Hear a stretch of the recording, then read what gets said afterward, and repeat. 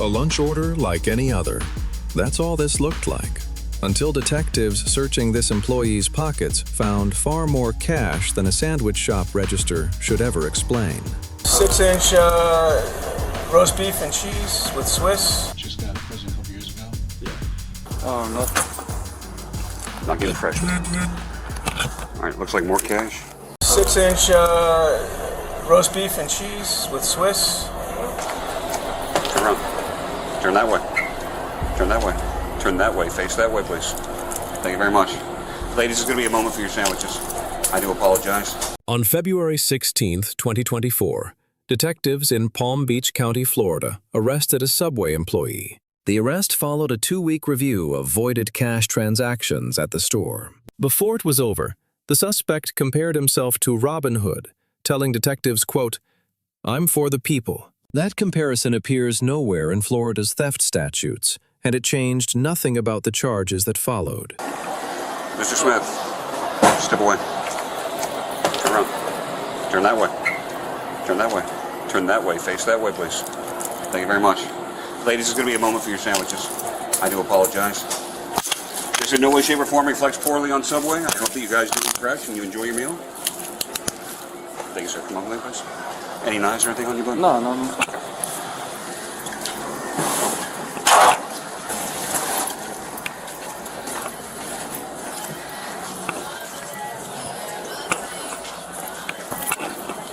Someone will be right out to help you. No, she just left us to the store. She'll be right back. See you in a second. Step on. Step on.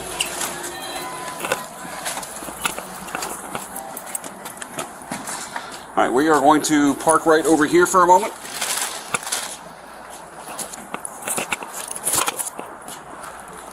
(603 Delta 1015).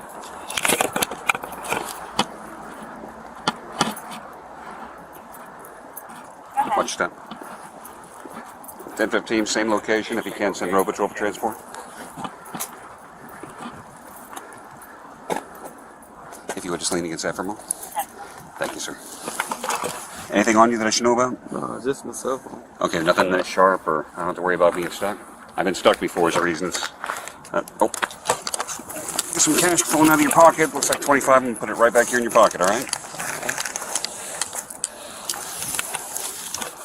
What about these keys? That's one store key. Store key? Okay, I'm gonna make sure that I leave that here, all right? What's in here? Nothing. Not getting fresh. All right, looks like more cash. You got a lot of zippers, man. Not getting fresh. Can I be asked while I'm being detained? I was asked by another detective to pick you up and detain you so that he can have a chat with you. If you would, just give me a few moments, all right? Can you sit still with this gentleman for a moment? I need to go grab my Miranda card real quick. Sit over here on the curb. Okay, let me... Another detective said to come and get me. Yes, sir, he did. Can I ask why? He knows all about it. It's not my case. But just in case you do want to chat with me, I'll get you a Miranda card real quick so you understand. Nah, I don't want to talk. Okay. Well, hold on. Before she leave, I just want to give her like my stuff. Okay, well, I understand all that. And I want to call someone. Go and have a seat. Okay, have a seat. Anything belongs to Subway? He's got keys right there. Yeah, but my house is over here. All right, Mr. Lewis, I'm not asking you any questions, but I am going to read this to you. I'm required to warn you before you make any statement. You have the following constitutional rights. You have the right to remain silent, not answer any questions. Any statement you make must be freely and voluntarily given. You have the right to the presence and representation of a lawyer of your choice before you make any statement during any questioning. If you cannot afford a lawyer, you are entitled to the presence and representation of a court-appointed lawyer before you make any statement during any questioning. If at any time during the interview you do not wish to answer any questions, you are privileged to remain silent. I can make no threats or promises to induce you to make a statement. This must be of your own free will. Any statement can and will be used against you in a court of law. Did you understand all of those? Do you want me to repeat any of them? I'm sorry, sir. Can you say it out loud? Okay. I just want to make sure that you understood me and there was no misinterpretation. Yes, all right. Give us a few moments. When the employee gets here, we'll separate the keys. Make sure that you've got your personal stuff. All right. I just explained to him that the detective's not used about probable cause. Sergeant Powell, how are you? I am. We've got a second 1015 for Vera. He's going to be coming out to speak to him, but we just need to transfer him to the district. Yes, sir. You're down at Southern and Crestwood at the Subway. Eat fresh? Now, Jake, you already made a police report with us, and what we're going to do is I'm going to swear you in. Okay. Okay, so everything you tell me from here is going to be the truth. Okay. Okay, so raise your right hand. You swear everything you tell me is going to be the truth? I do. All right, so let's get started. Jake, briefly, what made you call us initially? Well, I just started noticing the sales were lower than they should be. Well, let's start off. What store are we? Subway. Okay, and you are the Owner, yes. And what is the address to the Subway? 12041 Southern Boulevard, Suite 2, Loxatchee. Okay, and what day did you notice the shortage? It would have been. Well, I've noticed the sales been down for a while, but last 2 Saturdays ago would have been the 3rd. I went to the store and there was, opened the safe expecting there to be money and there was none. So that kind of got me thinking. Lewis? Yes, sir.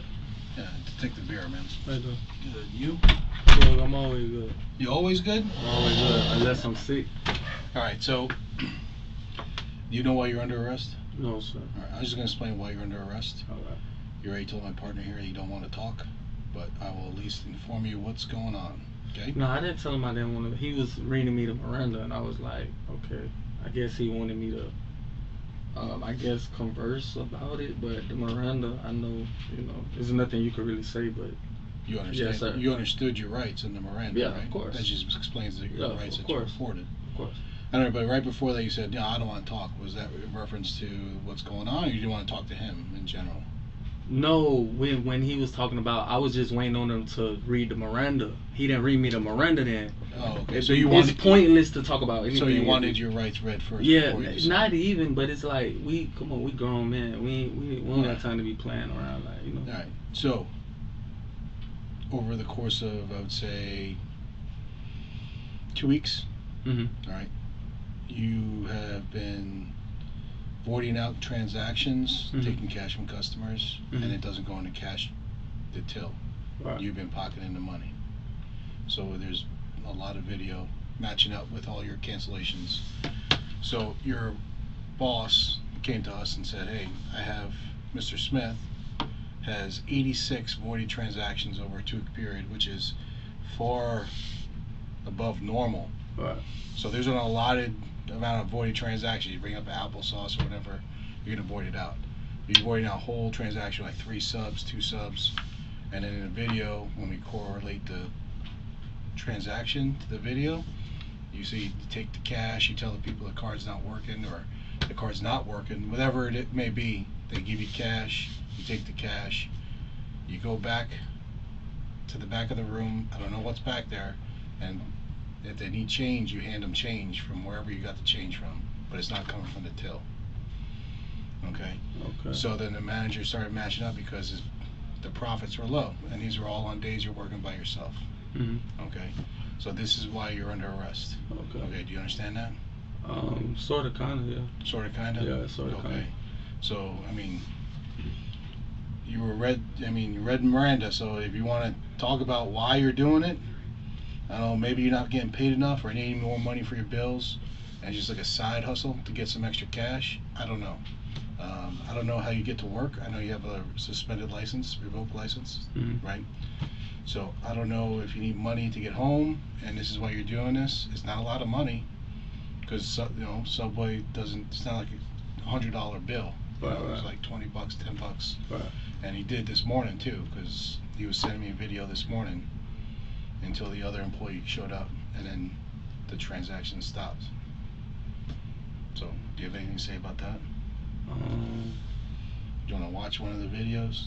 Nah, I don't got anything to say. I don't have anything to say. Yeah. It's just a universe. So I'm not really. Well, universe one. No, I'm just saying it's just the universe. Like, things happen. Like, what things have happened? No, I'm just saying, like, things happen. I'm not, I'm not feeling like, like really like on some other type of time. I I'm aware of what's going on. Okay. You know. Well, is there a reason? Is there like a reason that you have to do this, or is this just, you're just doing it?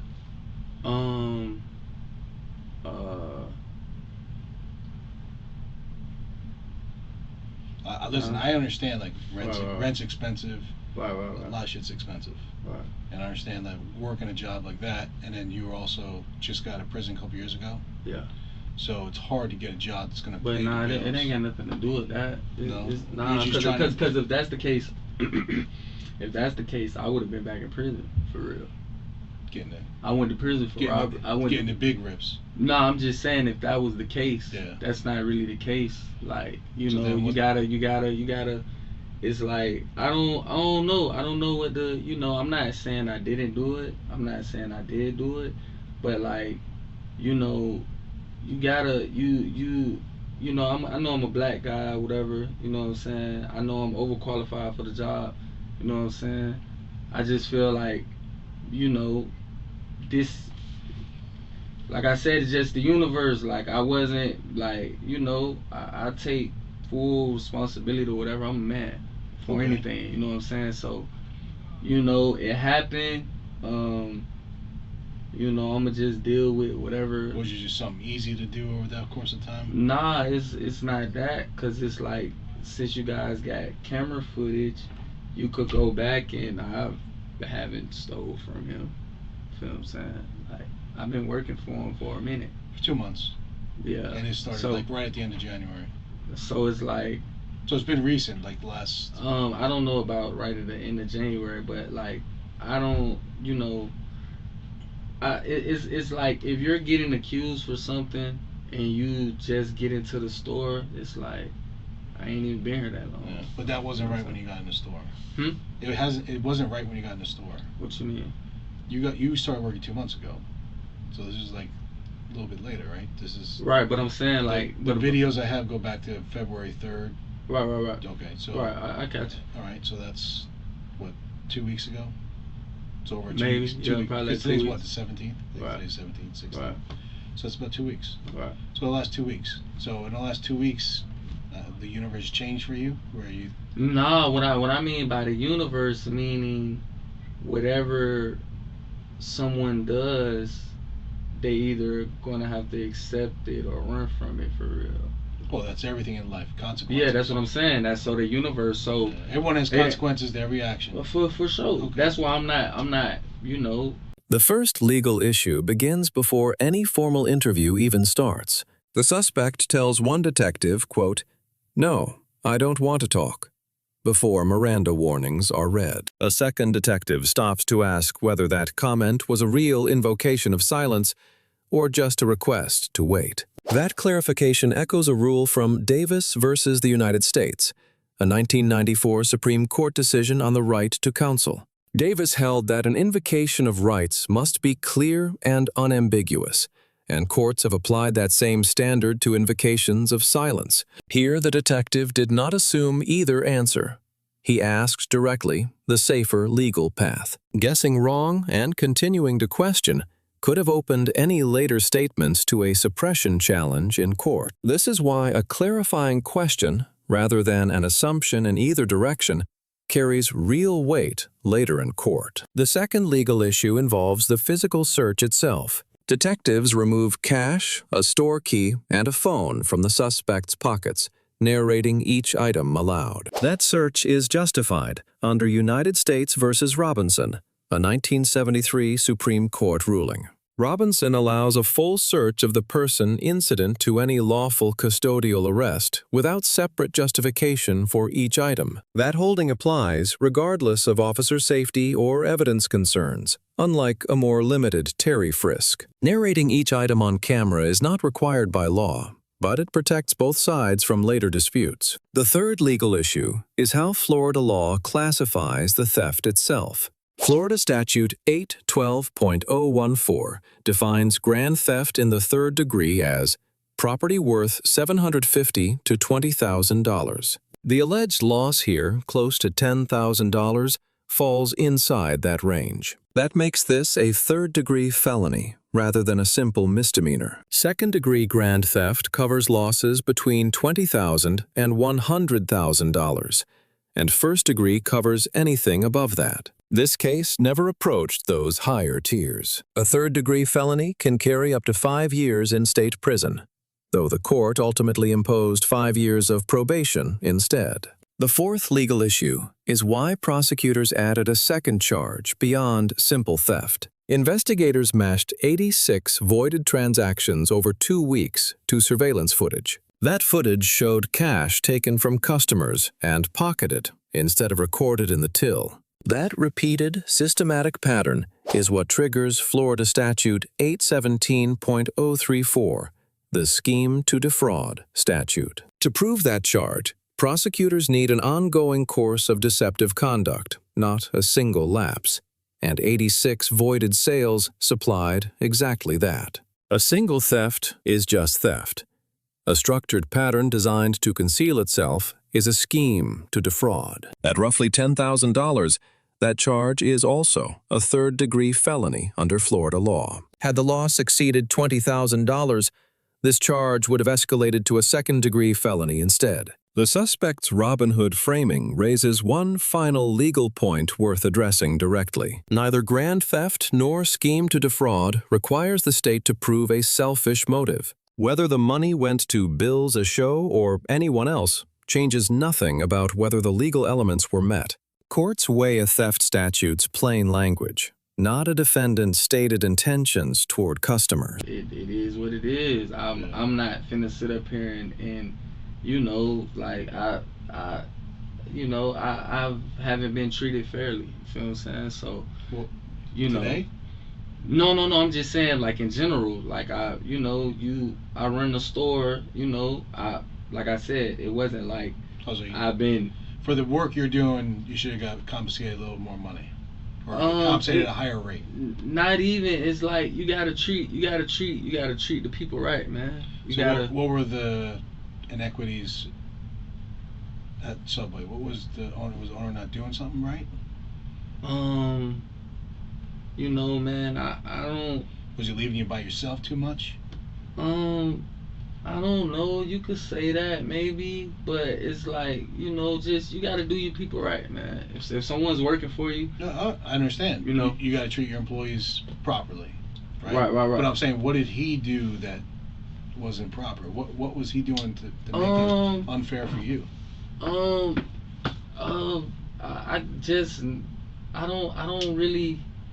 don't really know. That's a very good question. I don't really know.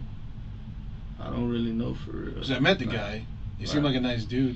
Yeah, but you know, man, listen, man. I'm not sitting up here making it a race issue. Okay. You know what I'm saying? But at the end of the day, like, I'm a black man for real. Okay. Well, I'm a minority too. Yeah, but we're not talking about you. We're talking about me. I understand that, but You know I'm a minority. But what did he do? I know there's inequities for minorities, right? Just I can point something out that someone did.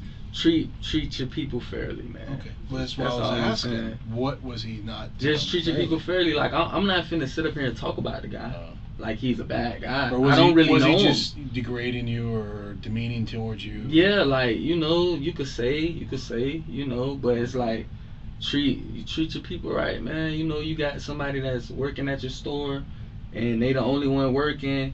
You know what I'm saying? Like, come on, man. You gotta treat your people fairly. I understand. You know what I'm saying? So, were other employees getting treated differently?